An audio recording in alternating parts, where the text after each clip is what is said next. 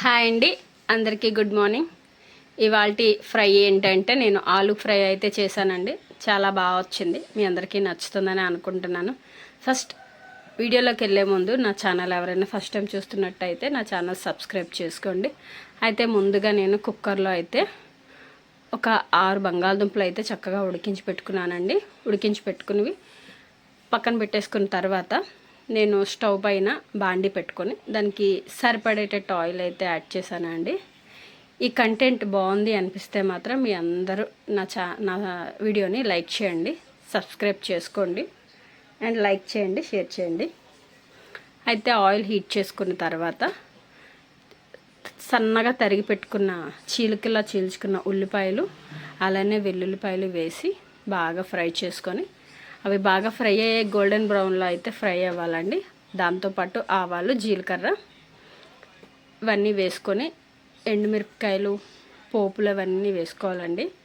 బాగా వేసుకొని బాగా ఫ్రై చేసుకోవాలి. ఎండుమిరపకాయలు చిదమకుండా నేను డైరెక్ట్గా వేసుకున్నానండి. చిన్న ఘాటు పెట్టి అయితే వేసుకున్నాను. అయితే ఇదైతే బాగా ఫ్రై అవ్వాలండి. మనం ఆలివ్ ఫ్రై అయితే చేస్తున్నాం కనుక బాగా ఫ్రై అవ్వాలి. ఫ్రై అయిన తర్వాత మనం ఆల్రెడీ ఉడకబెట్టుకొని పక్కన పెట్టేసుకున్న బంగాళదుంప ముక్కలు చిన్న చిన్న ముక్కలుగా తయారు చేసుకొని అవి కూడా రెడీ చేసుకోవాలి. చూసారా, ఈ విధంగా అయితే నేనైతే ఫ్రై చేసుకున్నాను ఫ్రెండ్స్. ఈ వీడియో చాలా సింపుల్గా మనకి అర్జెంటుగా కర్రీ కావాలనుకున్నప్పుడు ఫాస్ట్గా అయిపోతుందండి.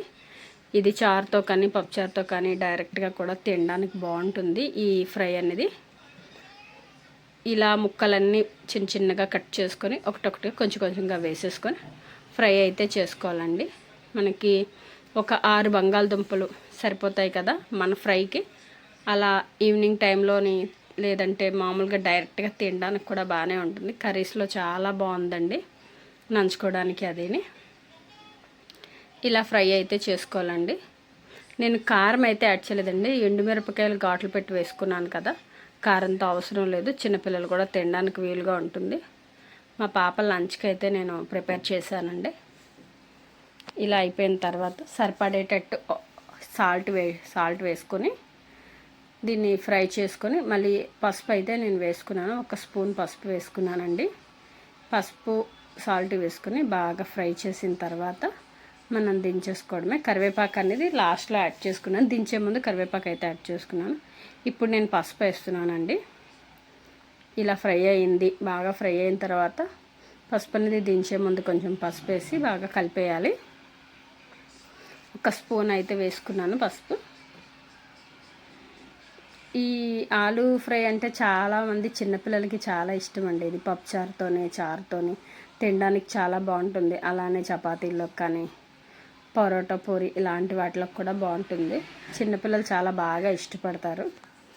అయితే ఫ్రై అయిన దించే ముందు ఈ కరివేపాకుని కొంచెం యాడ్ చేసుకొని ఈ విధంగా అయితే మనం ఫ్రై ప్రిపేర్ చేసుకున్నామండి.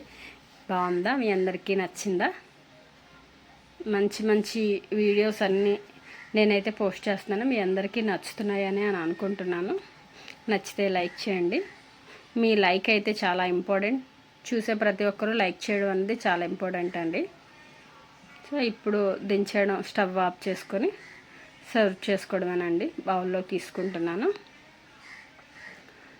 ఓకే ఫ్రెండ్స్, మళ్ళీ ఇంకొక బ్యూటీ టిప్స్తోని బ్యూటీ వీడియోస్తోని మళ్ళీ మేము ముందుకు వస్తాను.